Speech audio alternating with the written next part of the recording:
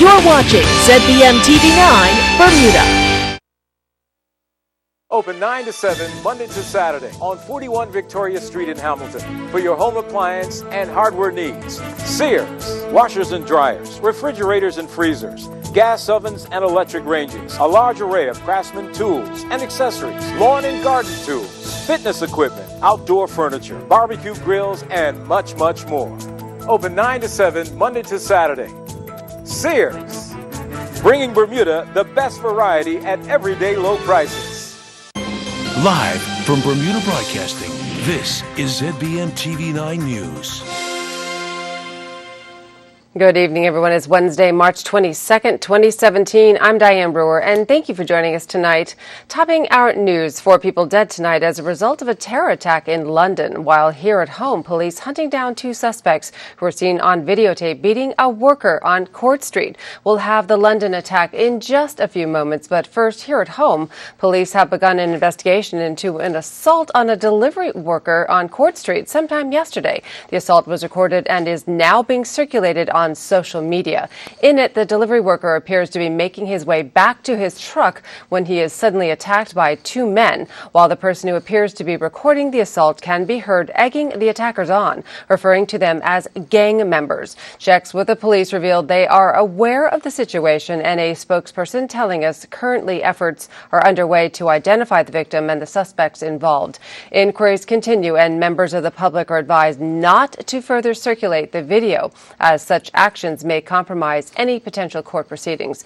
Anyone with relevant information regarding this matter should contact the Criminal Investigation Department at 247-1744. We've chosen not to show the actual violence as we don't wish to appear to be glorifying this senseless act. Meanwhile, Bruce Barrett, general manager of Barrett & Sons, where the victim is employed, telling us the matter has been reported to police and the company is cooperating with the investigation. The young man, we understand, suffered only minor injuries. Turning to the terror attack, 4 people are dead tonight, including a police officer in a terror attack in London. 20 others are hurt. Police there say an attacker was also killed. It happened near Parliament. Tina Kraus has the latest from London. Terror struck the heart of London when a vehicle rammed into a crowd of pedestrians on Westminster Bridge. We just heard a bang and then we just saw 3 people in the road. Police say the vehicle then crashed into the gates of Parliament. People were seen running for their lives. Police say the suspect got out and stabbed a police officer. We currently believe there was only one attacker. I'm sure the public will understand us taking every precaution in locking down and searching the area as thoroughly and exhaustively as possible.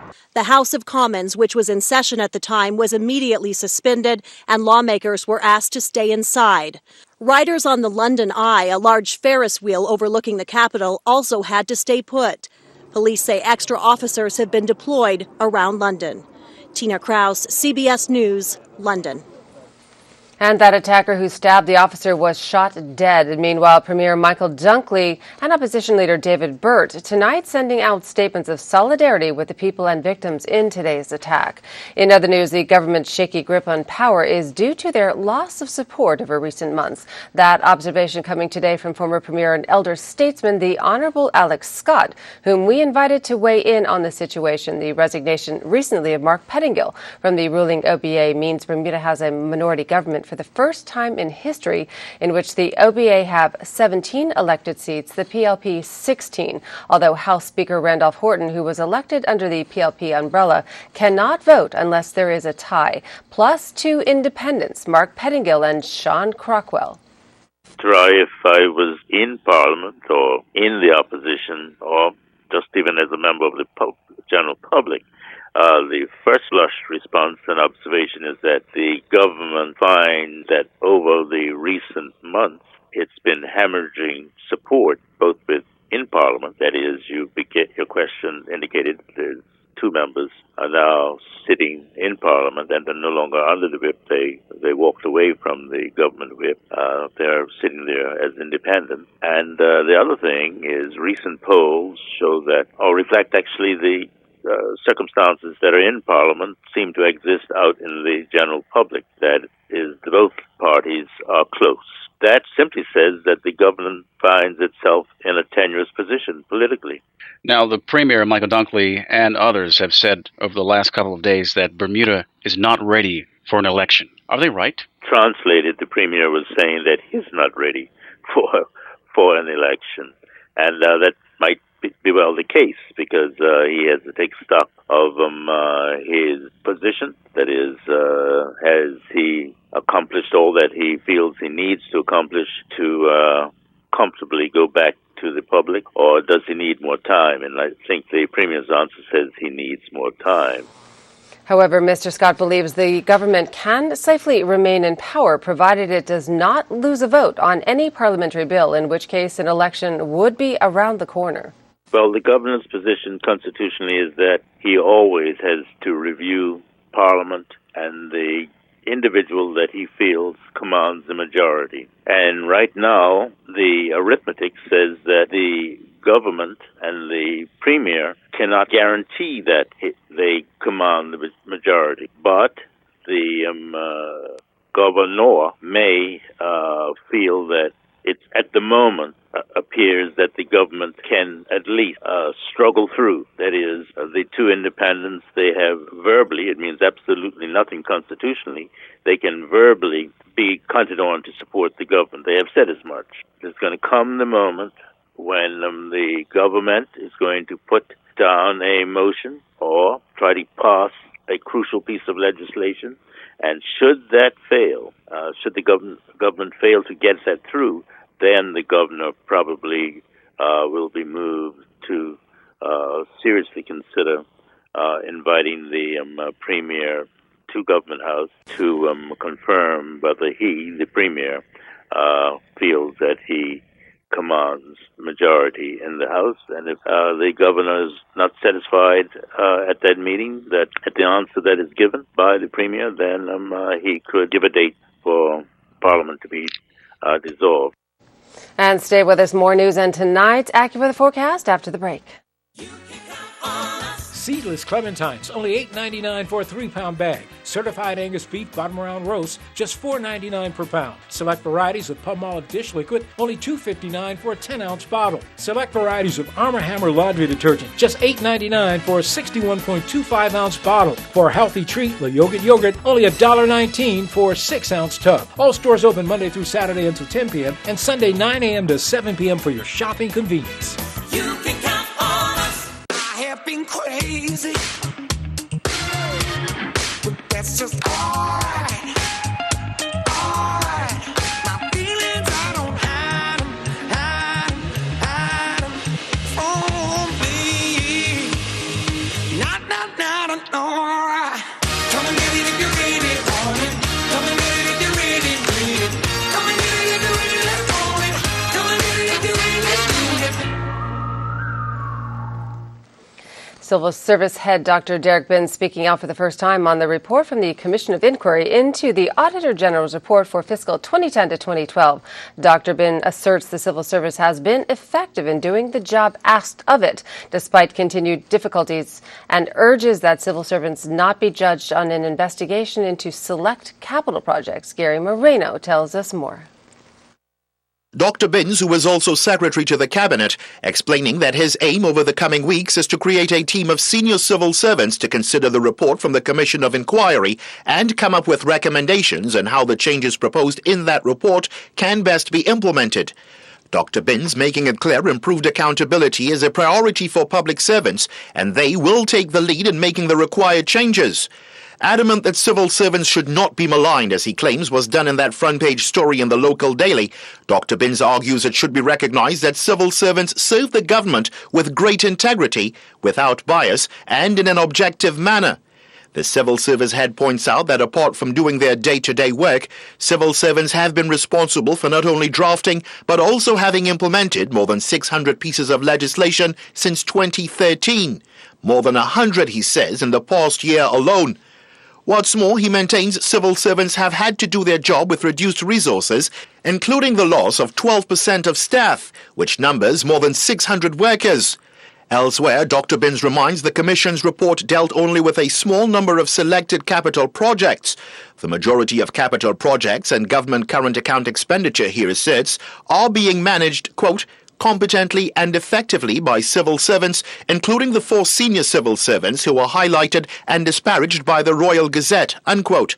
Dr. Binns is confident that the civil service, if not unduly constrained, will ensure that they continue to implement the government's agenda in a professional and competent manner. He says as well the Commission of Inquiry report recommends important changes in the way civil servants do their business and also in the dynamic between permanent secretaries and their ministers. Just how this will affect that relationship, he adds, remains to be seen. Gary Moreno, reporting for the Bermuda Broadcasting News. In other news this evening, a recent health report shows non-hospital service visits by seniors have been reduced. Seniors Advocate Age Concern is providing free all-inclusive screenings to target chronic diseases. Last year, the Health Check Initiative pilot brought out 100 seniors, and it's back again this year for 3 community outreach clinics.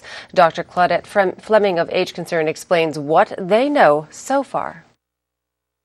The public health accounts put out by the Bermuda Health Council have indicated that utilization rates for non-hospital services are down, and that would be inclusive of the seniors population in terms of how they are accessing medical services. And we became concerned about that. I mean, I think intuitively we know that seniors are not visiting the doctor or may not be visiting the doctor as often as they perhaps should because of the copay issue, the expense of it. But the report kind of confirmed what we intuitively felt. And normally this would be great news because you don't need medical professionals for everything that ails you necessarily. There are home remedies and natural ways of doing things.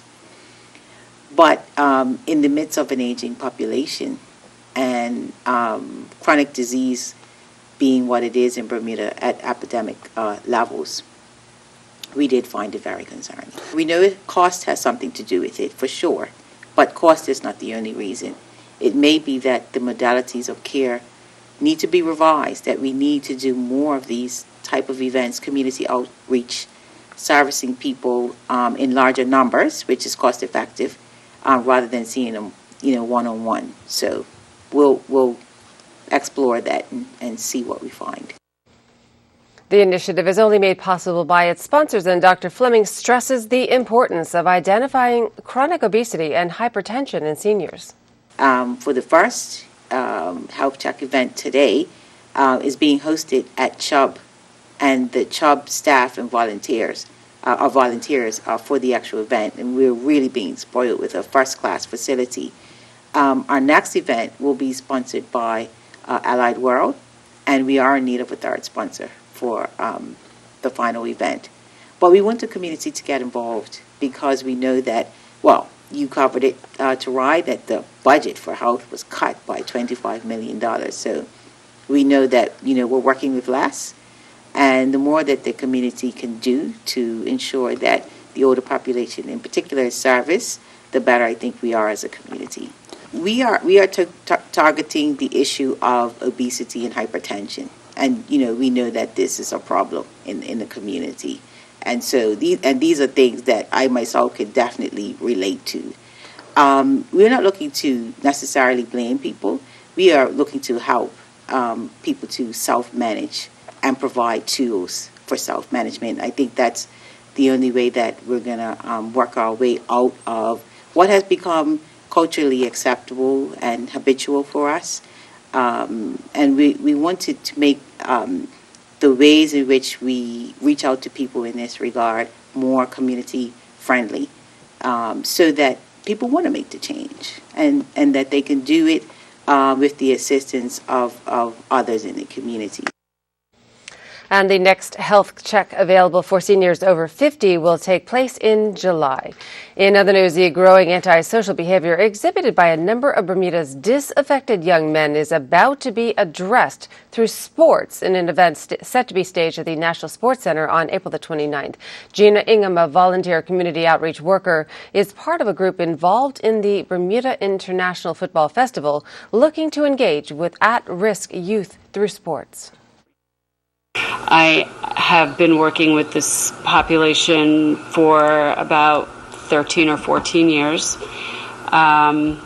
Sports is the building block for success. With sports, you learn discipline, you learn teamwork, which translates into a commitment that only enhances success. That success, we feel, can be transferred into the classroom, eventually onto the workplace. So we are working, myself and others, former colleagues of mine who are working for the government of Bermuda. I do not work for the government of Bermuda, so I may be able to assist with some of the things that they're not allowed to say for whatever reasons. And Gina Spence, the chairperson for the Champions program, revealed some staggering numbers. Our organization has been in existence for the last 8 years. We are the group who were called once that horrible news is given that someone's father has been shot and murdered. We have a clinician, we have a team that will meet with the child. We help them to tell the child the bad news. We prepare the child for the funeral. We're there during the funeral and we're there long after. And so our Champions program is the program designed to support the children who are left behind at this point after the last stabbing murder. And we spend a lot of time with the families as well. Our room is up to 60 children. There are almost 60 children left behind, male and female. Turning to weather news, a few morning showers for our Thursday. Here's the latest from AccuWeather headquarters. AccuWeather is presented by BF&M Insurance Group. We now go to AccuWeather headquarters. Tonight's forecast is brought to you by the BF&M Insurance Group. I'm AccuWeather's Shanae Shocker. Thanks for joining me. Well, as we take a look at our satellite and radar, we had a pretty nice day today. Not too much going on, maybe a cloud here or there, but things will begin to change as we head into this evening. And I'll tell you why. We have a system pulling off the coast here, and that's developing just off towards our west. And as it pulls off towards the north and the east, cold front is going to begin to form, and that's going to start to pass over our region. So for this evening, chances of a sprinkle here or there, and then we'll start to head more so towards some rain as the bulk of this moisture heads towards the island here. In the overnight hours, we are looking at this to pass. As far as your current conditions are concerned, our temperature right now pretty comfortable today, 70 degrees right now, humidity right around 64%, and our winds out of the southwest 16 to 20 knots. We do see a small craft advisory in effect really through Friday. Water temperature 65 degrees. Waves inside 2 to 3 feet. Waves outside 6 to 10. We do expect those to increase slightly throughout tonight. And tonight, once again, mostly cloudy skies. And we'll see some of that rain with this front passing. Now, it's not an extremely strong front, but definitely one that is going to be noteworthy. 58 degrees for your low. Into tomorrow, maybe a stray sprinkle towards the morning. We'll stay mainly cloudy, and then we'll see a break for some sunshine, but temperature is going to cool off. And with the breeze, it's going to feel a little bit chilly out there. 61 degrees for our high on our Thursday, mostly cloudy skies. As far as your marine conditions are concerned, once again, small craft advisory in effect from this afternoon in through tomorrow and into Friday as well. We do expect better boating conditions heading into the weekend. As far as your high tides are concerned, next high tide going to be just after 5:30 tomorrow morning. On our Thursday, we'll have our second high tide right around the 6 o'clock hour for your Thursday as well. A look at your extended or your gateway forecast. We're looking at plenty of sunshine filtering back into New York and Boston. Temperatures, at least in New York, not too bad, 42 degrees. We do see a wind chill, though. That's making things a little bit chillier out there. Further off towards the south of Miami, a couple of showers going to be around the area of southern Florida. And then we drop in across areas in the central Caribbean. Jamaica continuing to see some showers. We have a boundary layer that's been stirring up some unsettled weather across much of the Caribbean. A look at your extended forecast. Well, warming temperatures after our Thursday here. We're going to stay partly cloudy as we head into the weekend. And by Monday, 68 degrees, mostly cloudy skies. We do expect our next chance of wet weather to head our way into the middle of next week. Until then, make sure you stay up to date with all your weather news and updates by tuning into your local radio stations, Ocean 89, Power 95, and Inspire 105. AccuWeather was presented by BF&M Insurance Group.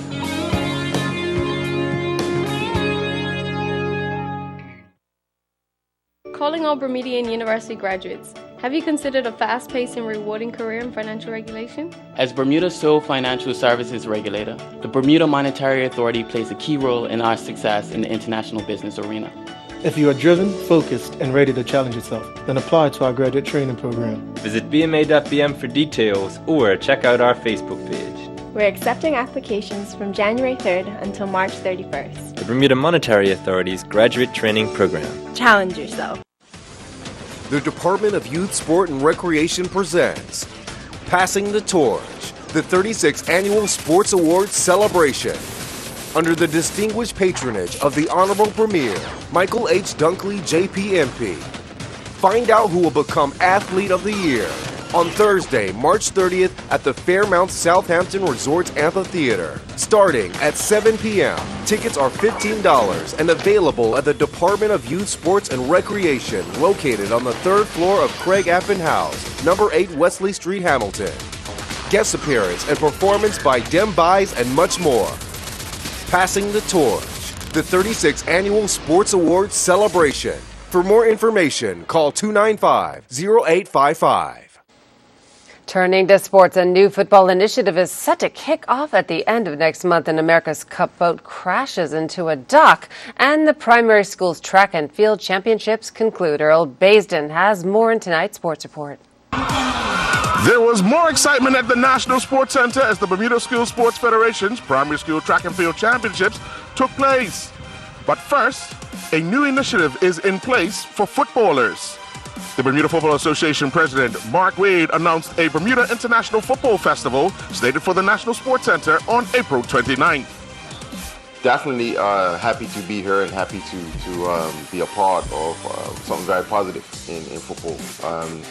As you will know, there are numerous negative things that are talked about football and footballers and our young men in particular. And here we have a positive venture that's going to put our football in a very positive light. And we're looking forward to partnering with the Bermuda Football Festival to have all-star matches and some other initiatives that they are planning. And the BFA is fully supportive of this initiative. Mr. Richardson did come into our executive council meeting and made a very good presentation to us, and the council was ready to go within 30 seconds of Mr. Richardson talking. So fast forward to today, and we have this very positive announcement. Chairman of the committee, Rick Richardson, gave us an overview of the community outreach through this sport of football. The newly formed Bermuda International Football Festival has devised this community initiative to reach the island's young men with a view to providing opportunities for those already on the right track, because that's important, and reaching those young men at risk of falling through the cracks. Sean Goda is working to have a few stars come to Bermuda for the event, names such as John Barnes is on the list for having contacts and talks with him, along with Dwight York, and also Andy Cole. So these three I've just had brief conversations, and they're really at this moment in time, they're exciting, and we're just trying to look at the schedule. There's only one of them, but I've had to hit up at least 3 to try to ensure that we get one of them. Other names that I'm connected with, Michael Owen, Robbie Fowler, done a few things with Robbie Fowler, so there's a huge list of network connections that I have that can really add, again, the level that we're looking for the project. Land Rover BAR suffered a setback recently after routine docking proved anything but. Following a practice sail in the Great Sound, the British Challengers, America's Cup-class foiling catamaran, collided with the mobile dock at the Royal Naval Dockyard. There were sounds of horns and whistles blowing at the National Sports Center as the primary schools took to the track to see who would be crowned champion. Manny Ferreira, the administrator of the Bermuda School Sports Federations, brings us up to date with the overall winners. In the under-9 division, the champion girl was Sanaya Cumberbatch from Private Primary, and she won the 200 meters, the 400 meters, and came second in the 800 meters. In the under-9 boys, Dalen Scott from Upton Agnes Society. The whole events he competed in, he won the 100, the 200, and the long jump. In the under-10 girls from West Pembroke, we have Kamori Dow, and she won the 400 meters. She won the 800 and finished third in the 200. With the under-10 boys, we have IPL Smith, and he was from Prospect Primary, and he won the 100, 200, and high jump. And in the over 10 division, from West End Primary, Ramaya Brangman, she won the 400 and the 800, came second in the 200. And in the last category, the over 10 boys, from Victor Scott Primary, Ray Jean Steers, he won the 100, the 200, and was second in the cricket ball throw. And the Toby Cologne Award winner, that goes to the best performer of the day. That went to Aziel Smith from Prospect Primary. I already stated he won the 100, 200, and high jump. And he also was part of the winning relay team, the under 10 boys division. Devonshire Colts found themselves up against it last evening at the BAA field as they went down 5-0 to the Somerset Trojans. Justin Corday led the way with a hat-trick, while Leo Burgess and Ramar Simmons added a goal each. Meanwhile, at the top of the hour, the first FA Cup semi-final match will take place at the Somerset Cricket Club, with Robin Hood and the PHC Zebras doing battle for a spot in the final. It was an action-packed evening at the Cedar Bridge Academy Gymnasium as the Bermuda School Sports Federation's basketball finals took place. Cedar Bridge Academy fought off a spirited comeback from Somersfield Academy to hang on and win the junior varsity final 28-27. Cedar Bridge were led by Timothy Rogers with 14 points, while Quincy Cusack led Somersfield with 12 points. Ethan Fubler was the MVP for Cedar Bridge Academy, while Jordan Inamati was the MVP for Somersfield Academy. Cedar Bridge kept the momentum going in the varsity girls match by defeating number 1 ranked Barclay Institute 37-32. Inchine Smith led Cedar Bridge with 15 points, while MVP D'Amico Daniels chipped in with 12 points. The Barclay Institute were led by Siani Hall with 10 points, while MVP Dalen Richards added 8 points. Cedar Bridge will complete the sweep with a 47-27 win over Salters Grammar School in the varsity boys final. Cedar Bridge Academy MVP Gerald Smith led all scorers with 29 points, while Salters MVP Sam Fox scored 13 points. Zayla Smith and her Thomas University women's golf teammates currently sit tied for 7th after day 1 of the Battle of Prime with a score of 318 at the Prime Valley Golf Course in Las Vegas. Smith opened up with a round of 83. James Finnegan and his Florida Tech men's tennis teammates fell short, hosting UConn and NJIT, falling 5-2 to both teams. In the match against NJIT, Finnegan went down in his number 3 singles match in straight sets 6-4, 6-1. Finnegan did not play in the doubles. In the other match against UConn, Finnegan picked up a singles win, playing in the number 4 position, defeating Justin Warren 6-love, 7-6. Finnegan teamed up with JJ Clark in the number 3 doubles position, and they went down 6-4. I'm Earl Basin with Bermuda Broadcasting Sports.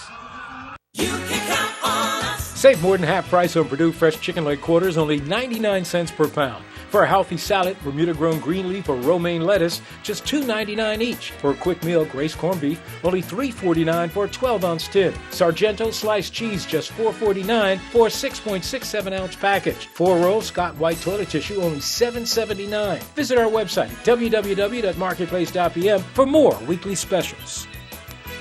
You can count on us. Every day, a tsunami hits Bermuda. A tidal wave of information and images floods our phones, laptops, and tablets. We're awash in emails, posts, tweets, blogs, texts. As an advertiser, your message can easily get drowned out. Time to reach for the life raft. Technology changed the game, but television and radio still lead the way. Who doesn't have an all-time favorite TV ad? Affleck, where's the beef? You can count on us. The man, your man could smell it.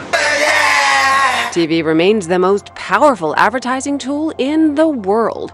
For immediacy and engagement, you can't beat radio. Here at Bermuda Broadcasting, we can help you reach thousands of people at the same time.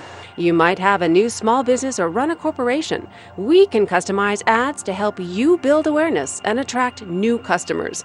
TV and radio advertising gets results. Call me, Diane Brewer, and I'll show you how. And that's our newscast. I'm Diane Brewer. Good night.